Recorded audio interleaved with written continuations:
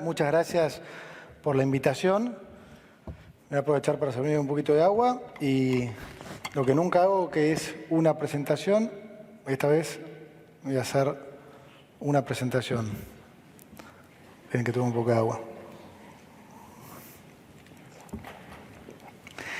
Bueno, me vengo para acá porque seguramente voy a tener que mostrar cosas. De vuelta, muchas gracias a todos por venir. Les voy a contar un poco algunas cosas que ya saben, otras que espero que les pueda aportar y después aclarar algunas dudas en particular de los últimos días, aclarar más que algunas dudas, algunas mentiras que se dicen constantemente, pero bueno. Arrancamos por lo que es la base de este programa económico, ¿no? Que es el ancla fiscal. Heredamos 5 puntos de déficit fiscales, 5 puntos de déficit fiscal, 10 puntos de déficit cuasi fiscal. Parecía imposible que se pudiera cerrar, ese déficit, no ya en un año, incluso en 2 o 3. El consenso era que en Argentina no se podía hacer más de 1 punto por año. Nosotros pudimos terminar con el déficit fiscal en el primer mes de nuestro mandato, o sea, los 5 puntos en el primer mes. Eso lo hicimos reduciendo el gasto del Estado en un 30%. Hilo esto con una pregunta que me hacen constantemente, que es, bueno, ¿por qué esta vez es diferente?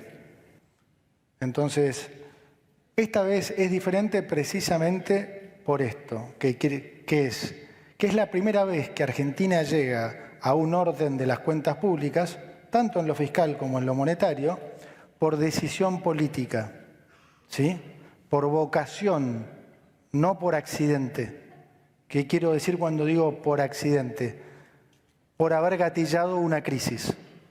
Argentina, en los últimos 124 años, en 113 tuvo déficit. Y ahora ya todos saben que el déficit siempre ha sido la madre de nuestros problemas.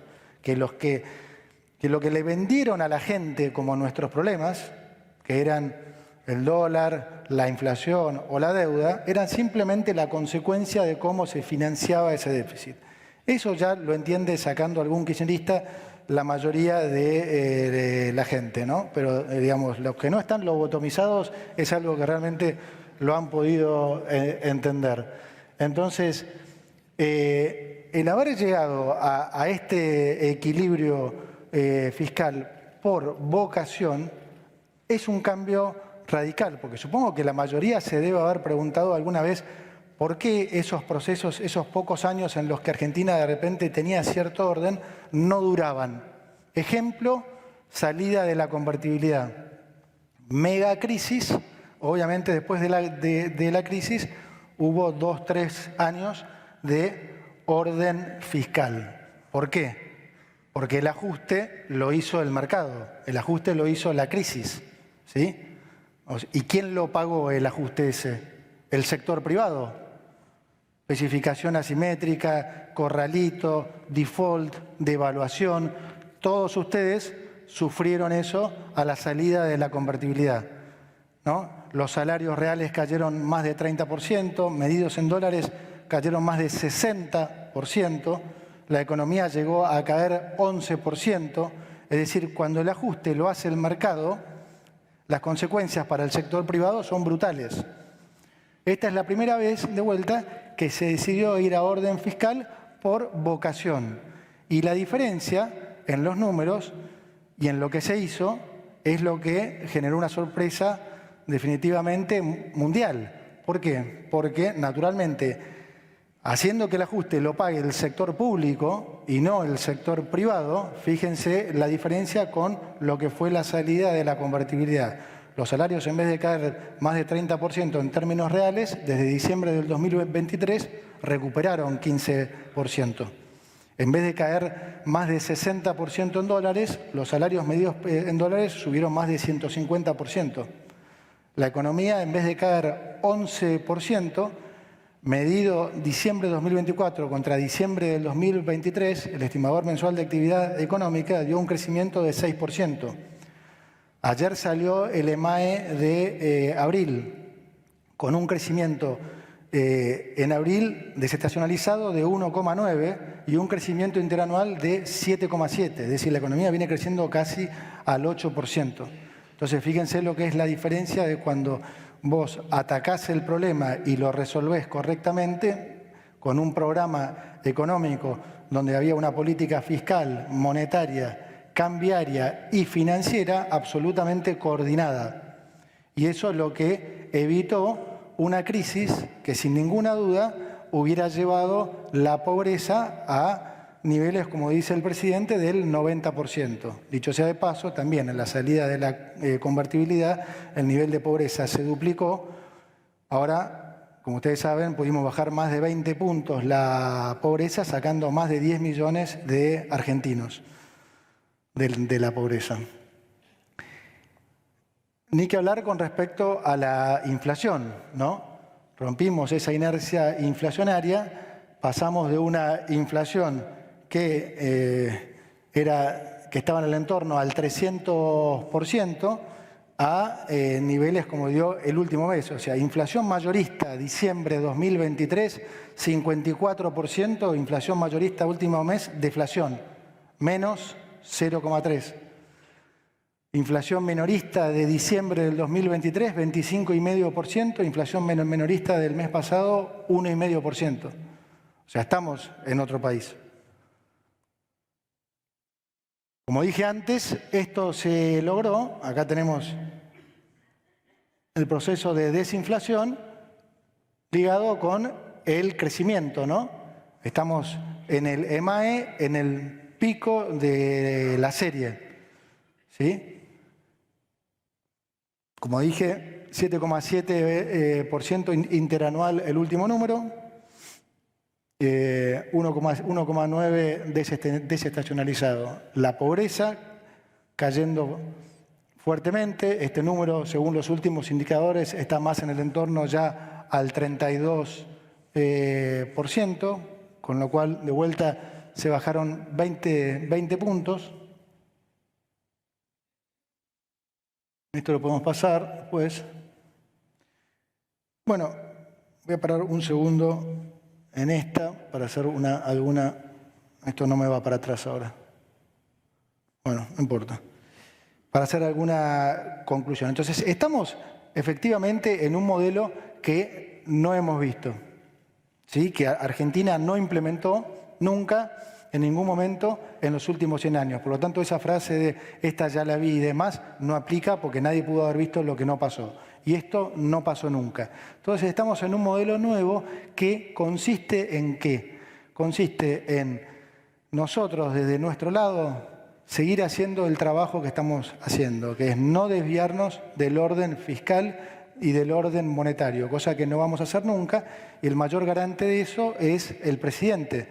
Digamos, creo que ya a nadie le cabe ninguna duda que tenemos un presidente con una convicción y un compromiso con respecto al orden macroeconómico que no ha tenido nadie. Es decir, es la primera vez que tenemos un presidente que le da prioridad a la economía en vez de a la política.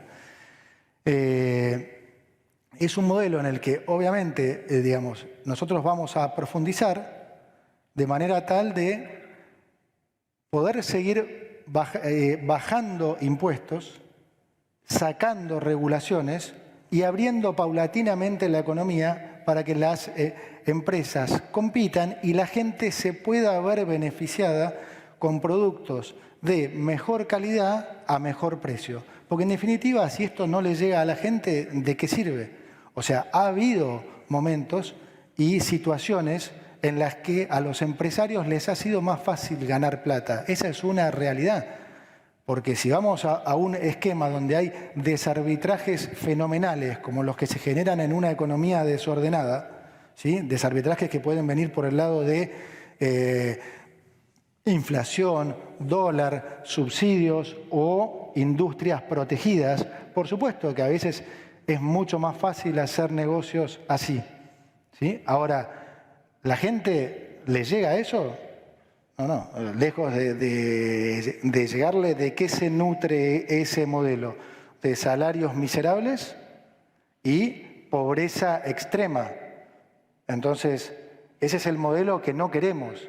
Es decir, hay cosas que es muy torpe negar. A mí realmente me pone mal cuando alguien niega evidencia empírica. Entonces, cuando uno analiza el modelo kirchnerista, gobernaste 16 de los últimos 20 años y dejaste al país al borde de la peor crisis de su historia, es un tema terminado entonces. ¿Podemos estar de acuerdo en eso? Es un tema terminado. O sea, lo que vos haces no sirve. Punto. Después podemos discutir si hay un modelo mejor, peor o algo. Ahora, seguro lo que vos hacés es un desastre. ¿Sí? Bueno, ahora vamos a esto. Nosotros, hasta hace 18 meses, les decíamos lo que íbamos a hacer y les decíamos lo que creíamos que iba a pasar. Y eso era, en definitiva, una promesa. Hoy tenemos resultados para mostrar, que son los que acabo de mostrar. Entonces, ya empieza a haber, digo empieza a haber porque este camino es largo, pero ya empieza a haber evidencia empírica de que este sí es el camino correcto. ¿Sí? Esto empieza a ser obvio, porque si vos bajás la inflación del 54% mensual a menos 0,3, si no tenés volatilidad en el tipo de cambio, si estamos flotando, si no tenés déficit fiscal, si tenés un banco central capitalizado por primera vez al punto tal que entre los activos y pasivos del Banco Central ustedes tienen un ratio de tipo de cambio de convertibilidad de algo menos de 1000, entonces estamos en una situación macroeconómica infinitamente más sólida de lo que vivió Argentina en muchísimo tiempo. Pero que además ahora tienen la garantía que, de vuelta, no llegó producto de una crisis, sino producto de decisión política y que se va a mantener. Y eso debiera ser, insisto, el mayor garante para ustedes y para todos los empresarios, ¿sí?, de que esto va a continuar. Porque en economía no hay casualidad, es todo causalidad. A Argentina siempre le ha ido mal porque siempre ha hecho las cosas mal. Esa es la realidad nuestra. No hay ningún culpable atrás. No hubo ningún complot contra Argentina en los últimos 120 años. Argentina fue consistentemente un pésimo alumno, un alumno que no estudiaba y se portaba mal. Entonces, obviamente, le iba mal. Hoy Argentina es uno de los 5 mejores alumnos del mundo. ¿Sí? El otro día, hace ya 2 meses, en la última reunión del Fondo Monetario, la propia Managing Director del Fondo Monetario, Cristalina Georgieva, les dice a los ministros del G20 reunidos ahí, me dice, asomándose así, Toto, ¿puedo contar algo? Digo, sí, y entonces ella le dice, miren, estábamos en pleno tema de la guerra comercial de Estados Unidos, había un ruido en los mercados enorme. Entonces Cristalina dice, miren, con todo el ruido que hay, con todo lo que está pasando, no sabemos cómo va a terminar esto, pero es muy probable que sean muchos los países que necesiten del fondo. ¿Saben qué va a hacer el fondo? El fondo solo va a estar ayudando a los países que hagan las cosas como Argentina. Mira, así me dice, gracias, Toto. Entonces,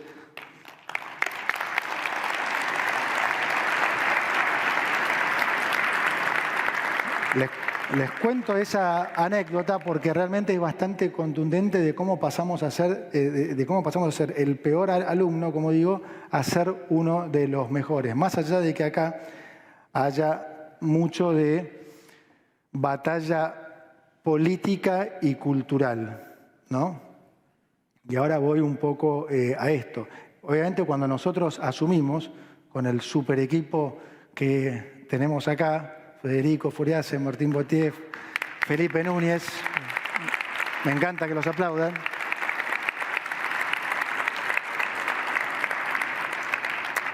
La prioridad era, y con todo el equipo, ¿no? Obvio, la prioridad era evitar la crisis. Ahora, al muy poco tiempo nos dimos cuenta que la íbamos a evitar. Teníamos muchísima confianza desde el minuto 1, pero para marzo, abril ya estaba claro, para nosotros al menos, que estábamos en el muy buen camino y que lo peor había pasado. Pero ahí yo me acuerdo que le dije a los chicos, casi que el desafío mayor pasaba a ser el comunicacional. ¿Y saben por qué? Por dos razones. Uno, porque vivimos tantas frustraciones como argentinos que inevitablemente la mayoría piensa que a Argentina le tiene que ir mal. En particular, de mi generación para arriba, yo como les digo cariñosamente a mis hermanos, yo soy el más chico de 6, tenemos el cerebro quemado. O sea, en la generación nuestra para arriba, les digo, no servimos para más, porque, digamos, es una generación que vivió tantas frustraciones que les cuesta mucho realmente no ver las cosas negativamente. Por suerte vino una generación de jóvenes que creyó en un cambio, pero realmente, esto lo digo no como crítica, sino como observación de la realidad, y hay que ser objetivo, esa realidad está. Y esa realidad está alimentada por un montón de gente que quiere que a Argentina le vaya mal. Gente que ustedes conocen, incluso gente que ustedes les pagan para que los malasesoren. Se produce una paradoja realmente inconcebible, que es que hay un montón de gente que le paga a tipos que saben que le van a hablar mal y que están haciendo quebrar empresas desde hace 18 meses.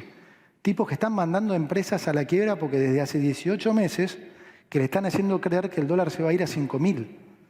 Y les mienten y todas las veces buscan alguna excusa diferente para intentar hacerles creer que la cosa va a ir mal. En algunos casos es como dice el presidente y son burros y no hay que tener, digamos, no lo digo de malo, es una realidad.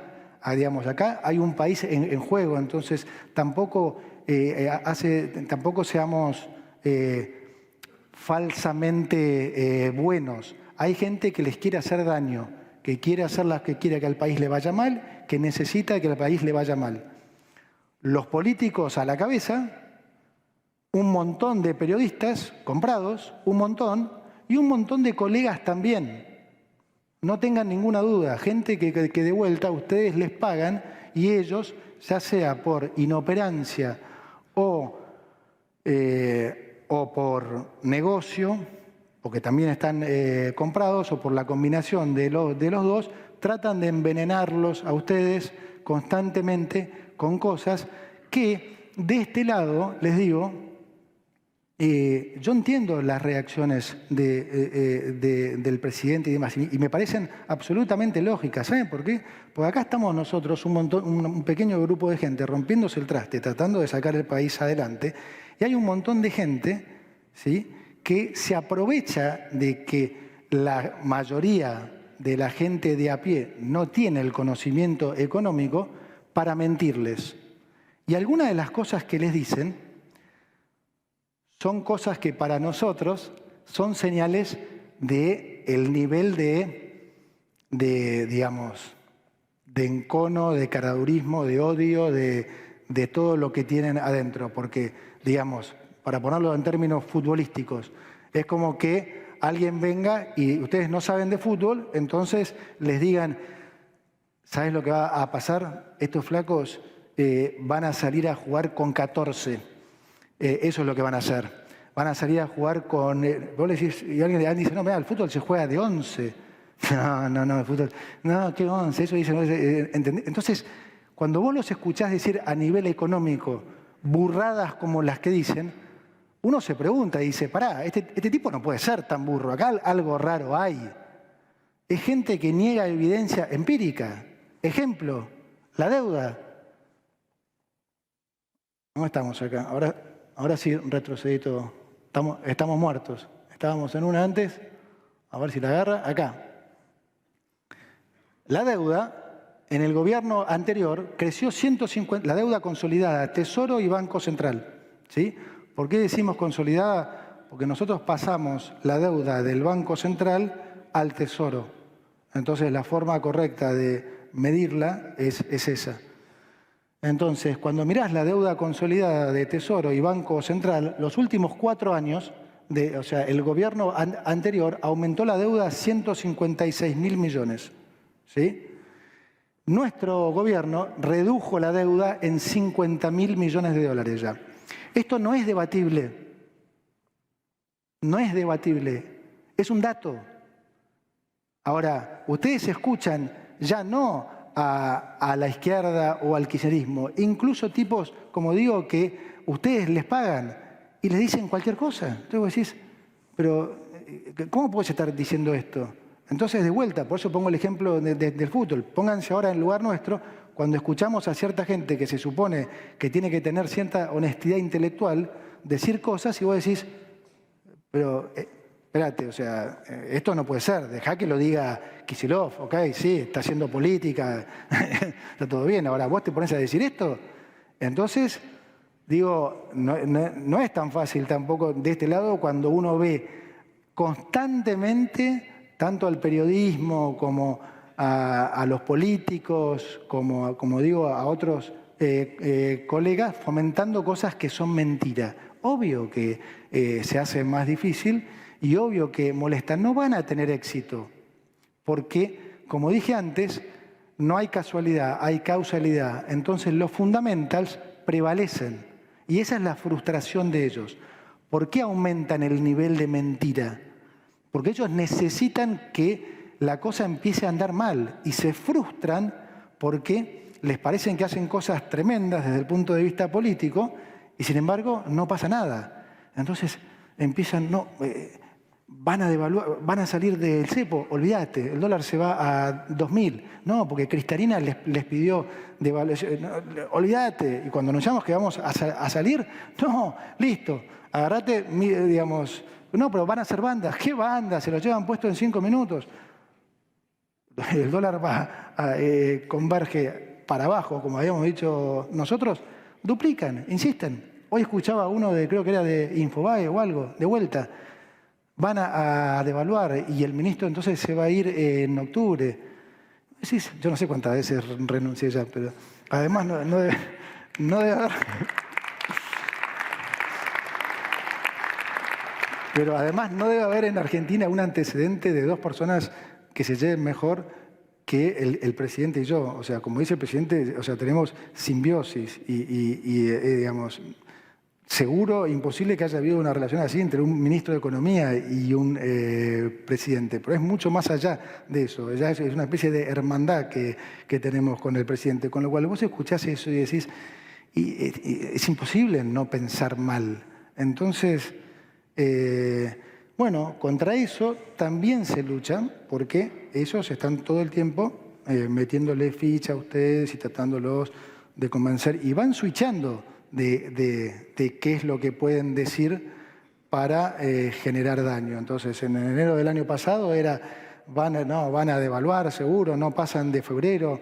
Después era que la inflación no podía caer por debajo del 10, después era que no podía caer por debajo del 8, de repente baja de un mes para el otro del 8 al 4, entonces dicen, bueno, sí, pero va a ser a costa de una recesión infinita. De repente la economía crece 6% en el año, dicen, pero no se van a poner nunca de acuerdo con el fondo, no pueden salir del cepo, están atrapados. Entonces cuando mostrás que salir del cepo, pero va a ir al techo de la banda, pero Valpa, pega alguna, negro, pega alguna.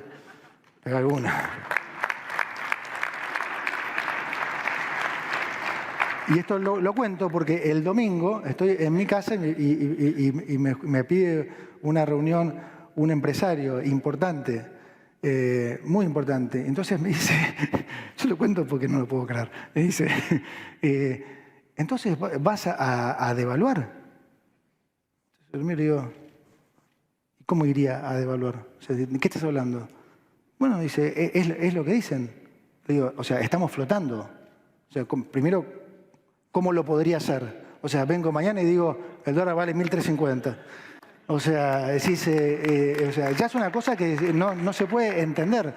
Y después me dice, bueno, me lo dijo tal economista. No es que no lo nombro para no enchularlo, sino que no lo nombro para no darle rating. Un impresentable. Entonces, le digo, bueno, tenés dos problemas. Le digo, uno, que escuchás a este flaco. Le digo, dos, que le pagás. ya es alarmante. Y hoy me junto con otro empresario que me dice algo parecido, me dice, te aviso algo, te doy un dato, me dice, yo que estoy en el ambiente y demás, me dice, político y cosas, tienen todo el mundo en contra. Y esto, de vuelta, es algo que ustedes tienen que tener en cuenta. Hay un montón, como dije antes, de toda esta gente que necesita que a Argentina le vaya mal, y no es lo que quiere la gente. Estos son personajes particulares que, insisto, ven a la política como un negocio, o empresarios que tienen su negocio, digamos, de otra manera, que hacen negocios de otra forma, o periodistas que no pueden más directamente de no cobrar pauta o que cobran y efectivamente dicen lo que les piden que digan. Bueno, siguiendo con eso, entonces vamos a contestar otras de las estupideces que se han dicho en los últimos días. La otra es esta del dólar, que el dólar se tiene que devaluar porque está muy barato y demás, y ahora voy a seguir con el tema de la cuenta corriente. Hay una cosa que es muy obvia, que es la que dije recién, el dólar flota. Por lo tanto, a cualquiera que le parezca que está barato, agarrá los pesos y comprá. No te la pierdas, campeón. O sea, tenés pesos y el tipo de cambio flota y vos sos el que sabe que está baratísimo y comprá. Por otro lado, más allá de que a nosotros nos parece un absurdo el tema de la famosa tira histórica de si el dólar está barato en términos históricos o no, porque hay un montón de factores que influyen y realmente no tiene mucho sentido, pero tomemos los últimos 2 meses, para los que dicen que hoy el tipo de cambio está barato, digo, no están mirando lo que está pasando en el mundo. El dólar se hizo pomada contra la mayoría de las monedas, tomamos nosotros alguna, ¿no? Contra el euro se devaluó un 4%, contra el real un 8%, contra el peso chileno un 4%, contra el peso colombiano un 6%, contra el peso mexicano un 7% y contra el sol un 5%. El único país donde en realidad se apreció es contra Argentina, un 12%. O sea que fíjense en realidad lo que mejoró el tipo de cambio real multilateral en los últimos 2 meses. Es decir, desde que salimos del cepo, lejos de, digamos, de tener un tipo de cambio menos atractivo, tenemos un tipo de cambio sustancialmente más atractivo.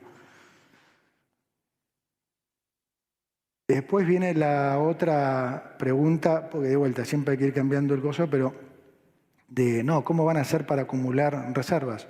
Como quedamos con el fondo desde el día 1 y como lo dijimos 1000 veces, el Banco Central no interviene en el mercado de cambios, salvo en el piso o en el techo de la banda. ¿Y por qué hace esto? Justamente porque nos parece que es sano no intervenir para que haya lo que se dice price discovery, o sea, un descubrimiento de precio genuino. Por otro lado, para no generar ninguna especulación, porque si el Banco Central se pusiera a comprar en 1100 y un día se va a 1250, no va a faltar el que diga ahora va a salir el central a vender lo que compró. Entonces se produciría una especie de banda dentro de las bandas. Y segundo, porque esa es la política monetaria que hemos establecido. Nosotros tenemos la cantidad de dinero fija, no se emiten pesos desde hace un año, y solamente la cantidad de dinero cambia en el piso o en el techo de la banda. Es decir, si se va al piso de la banda, el Banco Central va a estar vendiendo pesos.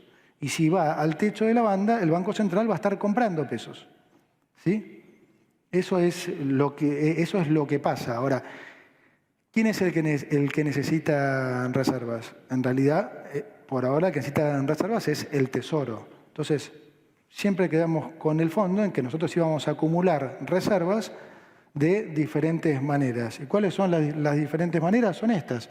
Vamos a hacer privatizaciones, algunas ya van a venir en el más corto plazo. Vamos a estar vendiendo fuertemente activos, los activos del AVE y demás.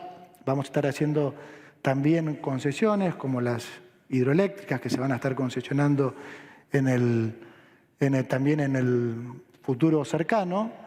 Y vamos a estar haciendo también, cuando alguno venga, ya sea alguna compañía, alguna provincia, que venga con algún bloque de dólares grande que puede distorsionar un poco el mercado, bloque de venta, digo, ellos saben que pueden preguntarle al Tesoro si tiene algún interés en comprarlo, como ya hemos hecho con alguno. ¿Cuál es la diferencia de que lo haga el Tesoro? Que eso no implica creación primaria de dinero, ¿sí?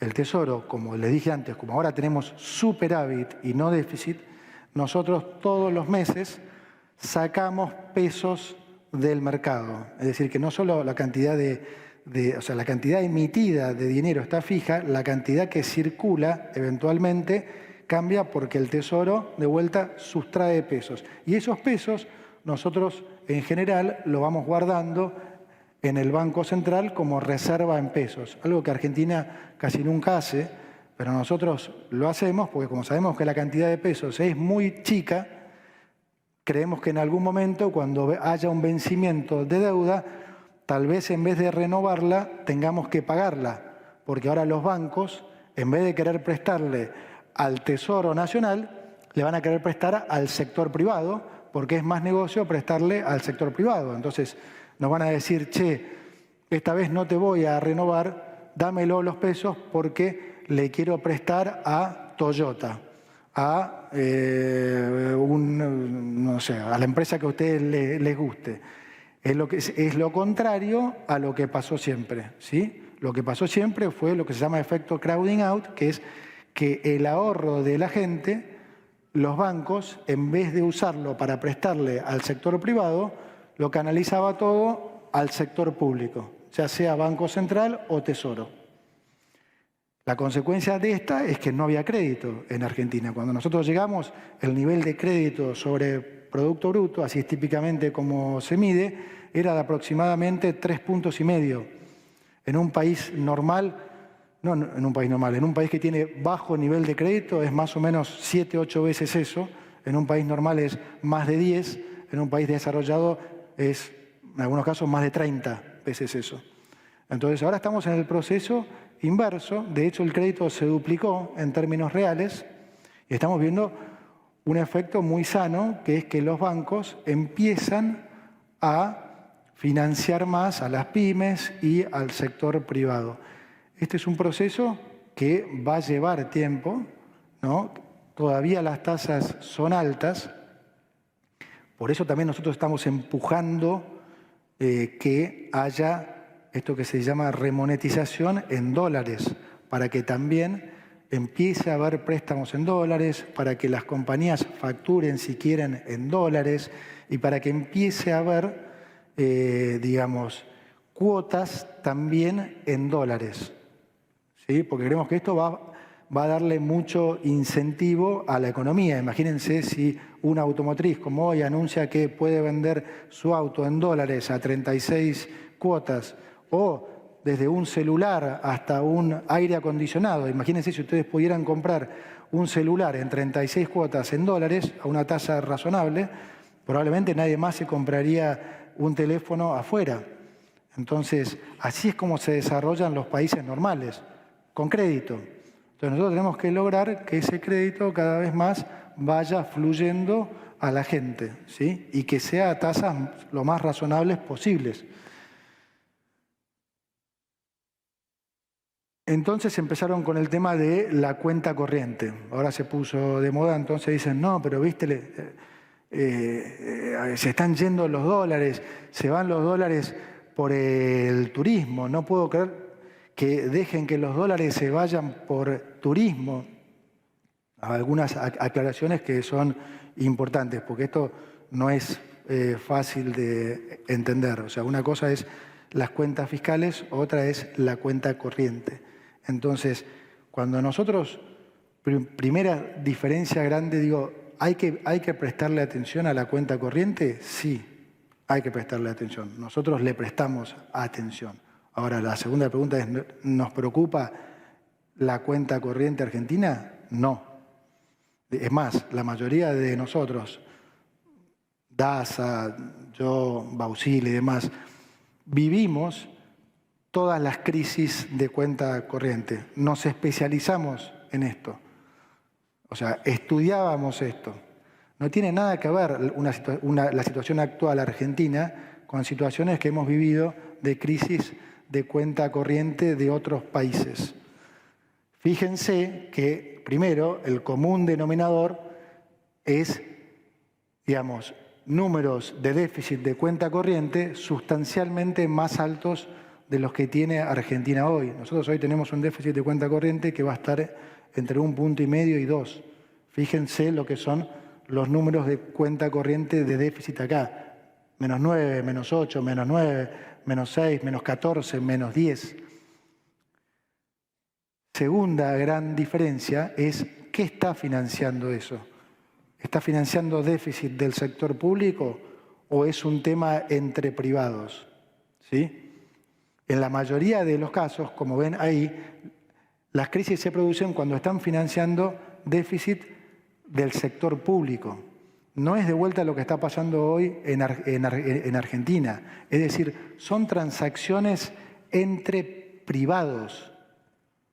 Es, yo diría, hasta sano lo que está pasando, porque es lógico que haya ahorro externo financiando inversión argentina, inversión y consumo privado en Argentina. Argentina es un país subcapitalizado, es un país que necesita capital, donde no se invirtió por los últimos 14 años. Entonces, justamente la inversión está creciendo al 31,8%. Más vale que, digamos, que esto se va a dar. Era un efecto totalmente esperable. Además, incluso mucho de esto es hasta financiamiento propio. O sea, por ejemplo, ustedes tenían dólares en el colchón, sacan sus dólares e importan un tractor. En las cuentas nacionales, nosotros los vamos a ver como un déficit de cuenta corriente. Ahora, el país ¿está mejor o peor? Si ustedes sacaron sus dólares del colchón, importaron un tractor para producir. Mejor. Incluso si la pidieron prestada. Entonces, no confundamos los conceptos. Argentina no está en una situación, digamos, ni parecida a tener un problema. Nosotros tenemos superávit fiscal, tenemos un déficit de cuenta corriente bajísimo, absolutamente necesario y, como digo, lógico para un país que está subcapitalizado. La gente que viene y que pide que le pongamos un impuesto a los viajes porque se van los dólares afuera, primero entendamos una cosa, esos dólares no se van, son transacciones entre privados.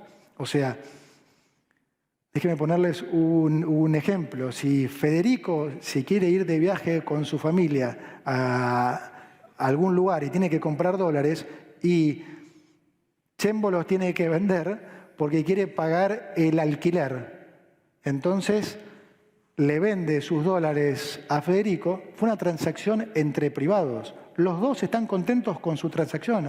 Ahora Chembo tiene pesos, puede pagar el alquiler, Federico tiene dólares, se fue con su familia afuera. No son dólares del Banco Central, son dólares de ellos. Es más, para los que se quejan que el dólar está barato, agradézcanle al turismo, porque si no estaríamos en 900, no sé. Entonces, digo, una cosa u otra. Entonces, como digo, no es un tema y para terminar, me gustaría mostrarles también un ejemplo, porque el otro día cuando le explicaba esto a uno, me decía, no, pero bueno, ¿qué me decís de la época de Macri?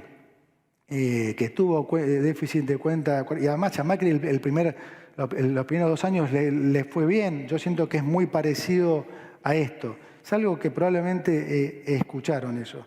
Entonces, me pareció bueno hacer una comparación de lo que fue, digamos, de lo que son los números actuales con lo que fue, digamos, también el primer trimestre del 2017, para hacerlo de vuelta comparativo con lo que es el primer trimestre del 2025. Y van a ver que es bastante interesante las conclusiones. Fíjense, primer trimestre del 2017, primer trimestre del 2025, es decir, primer año. El Producto Bruto, ¿cómo había variado en el 2017 con respecto al año anterior? Había crecido 0,6, ahora creció 5,8. Bastante más, ¿no? El consumo privado había crecido 2,9. ¿Cuánto creció ahora? 11,6. La inversión, ¿cuánto había crecido en el 2017? 5,7. ¿Cuánto creció ahora? 31,8. O sea, estamos viendo que los números son totalmente diferentes, ¿no? No necesito... Las exportaciones habían crecido 0,9 en el primer trimestre del 2017, ahora 7,2. Casi el número más importante. El resultado fiscal. En el primer trimestre del 2017, Argentina tenía casi 6 puntos de déficit financiero. Hoy tenemos un superávit de 0,3. Casi terminaría acá, pero sigamos. Digo, el resultado de la cuenta corriente, eran 5 puntos de déficit, 4,8, contra 1,8 de ahora. Entonces, los pasivos remunerados del Banco Central. Había 60.000 millones de dólares en pasivos remunerados, ahora no hay más pasivos remunerados en el Banco Central. El tipo de cambio, ¿cuál era el tipo de cambio? El tipo de cambio real bilateral, tomando base 100 la salida del cepo de Macri. 79,5 contra 96,9 que es hoy. O sea, sustancialmente más alto hoy. O sea, fíjense toda la diferencia. Este punto es fundamental porque la otra característica que no dije cuando hablé de lo de la cuenta corriente, que es fundamental, es que en todos los casos de esas crisis que vimos había tipo de cambio fijo. Hoy tenemos tipo de cambio flotante, que es un ajustador automático de la cuenta corriente. Y además, como digo, estamos en un nivel de tipo de cambio sustancialmente más alto de lo que fue también en el primer trimestre del 2017. Entonces, fíjense todas las diferencias que hay, que no son grandes, o sea, son enormes, no pueden ser más grandes las diferencias. Sin embargo, ¿cuánta gente van a escuchar querer meterles este cuento? Por último, fíjense acá, esto se podría ver como una oportunidad, ¿no? El riesgo país con Macri era 410, hoy cerró todavía más arriba que este número, casi en niveles de 700. ¿Qué muestra un poco esto? Este era un modelo que se basó mucho más en expectativas, ¿sí? Se critica mucho que no se haya hecho en el 2017 lo que se hizo ahora, pero yo creo que es una crítica injusta, porque en realidad es al revés. Lo que hay que hacer es darle mérito a Milei, porque lo que se hizo era, digamos, para todo el mundo imposible de hacer. Entonces, esto que muchos dicen es lo que se debería haber hecho, insisto, no era fácil hacerlo en ese momento, y la expectativa en ese momento, ¿cuál era? Era decir, vamos a cerrar el déficit fiscal con crecimiento. Vamos a tratar de generar las condiciones para que Argentina crezca a los niveles que estamos creciendo hoy, al 6%, cosa que no se dio. ¿Y qué pasa? Cuando la economía crece, entonces los ingresos tributarios crecen. Rule of thumb dice que cada 4 puntos que la economía crece, se reduce el déficit en 1. Entonces, si Argentina hubiera crecido durante esta época al 6, 7, 8%, como estamos creciendo ahora, eso hubiera implicado que se hubiera podido cerrar entre 1,5 puntos y 2 puntos de déficit por año. Y eso era con lo que se especuló en ese momento. La especulación tan absurda no debe haber sido porque mucha gente la convalidó. De hecho, el riesgo país estaba en 410. Hoy estamos en la situación prácticamente inversa. Este es un modelo que se basa en resultados, ¿sí? Es casi la antítesis de este. Hay 0 expectativa, es 100% delivery. Fíjense que todos los resultados, si vos caes de Marte, decís, si mirás estos números, decís, wow, qué bien que están estos. Y esto dirías, y sin embargo, fíjense la diferencia de riesgo país. Pero eso representa justamente la oportunidad que hay hoy, tanto en los mercados, tanto en la economía real como en los mercados financieros. Es decir, hoy nuestro pasado nos juega tan en contra que todo el mundo quiere ver resultados antes de tirarse por delante. Y eso es lo que nosotros estamos haciendo desde hace 18 meses, que lo que estamos haciendo es mostrar resultados. Digamos, de vuelta, terminar con el déficit fiscal en un mes es inédito. Terminar con el déficit cuasi fiscal y la emisión en Argentina en 6 meses es absolutamente inédito. Crecer al 6%, 7-8%, con este orden macroeconómico, bueno, es algo que, de vuelta, Argentina no veía desde hacía muchísimo tiempo. Tener la inversión creciendo al 32%, el consumo privado creciendo al 11,6%, y bueno, de vuelta, son cosas que no veíamos hacía mucho tiempo. Ahora ustedes dirán, bueno, pero entonces, ¿por qué no se refleja en el riesgo país y demás? Bueno, por esto que estamos diciendo antes, porque no es gratis hacer las cosas mal durante tanto tiempo. Eso se paga. Imagínense que si esto pudiera solucionarse en 12 meses, seguramente habría muchos más políticos en el mundo que se tentarían a hacer desastres, a darle a la maquinita. Total, si se arma lío, se arregla en 6, 12 meses. Y bueno, no, obviamente esto lleva tiempo. Argentina ha perdido mucha credibilidad a raíz de todos estos desaciertos económicos.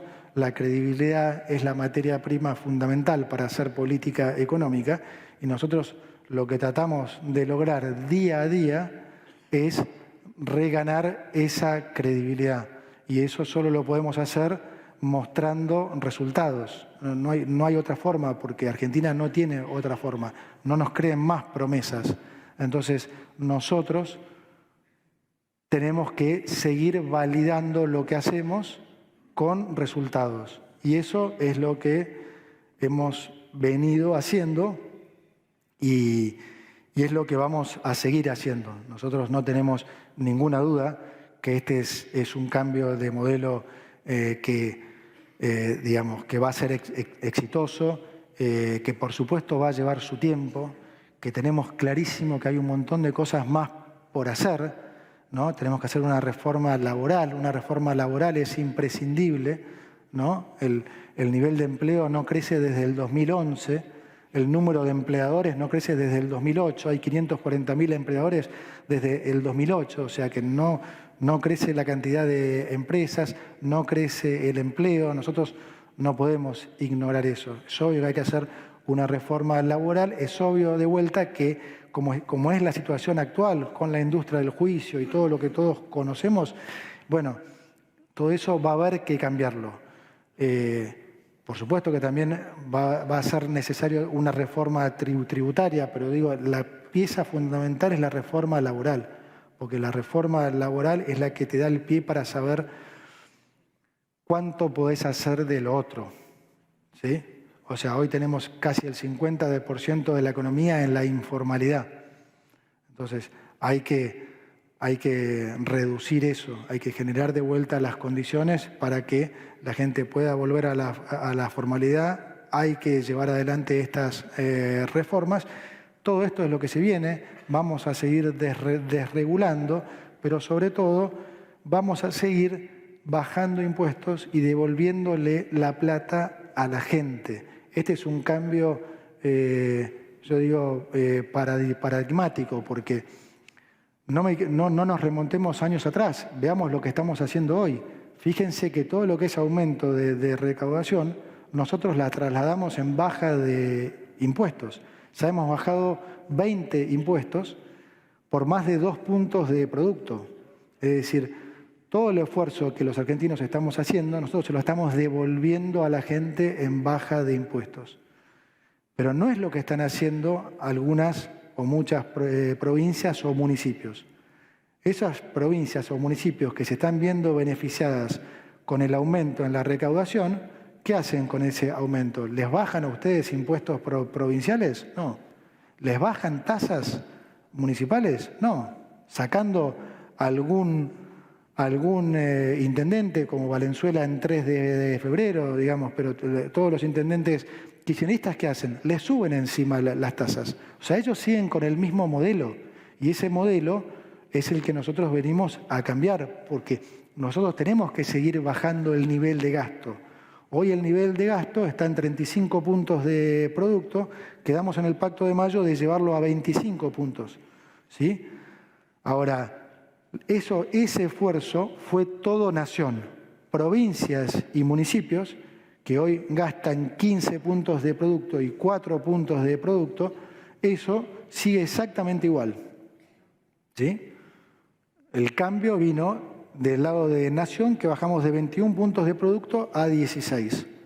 Entonces, nosotros tenemos mucho para hacer, pero vamos a necesitar mucho apoyo. Necesitamos apoyo de la gente, necesitamos apoyo en el Congreso, pero de lo único que ustedes pueden estar seguros es de que hoy tienen unos aliados acá que vienen a devolverle, insisto, la plata a la gente. Si nosotros logramos que la economía crezca entre 6 y 8 puntos por año por los próximos 6 años, nosotros vamos a estar pudiendo devolverles a ustedes en baja de impuestos entre 420.000 y 550.000 millones de dólares. Eso es lo que podemos hacer por ustedes.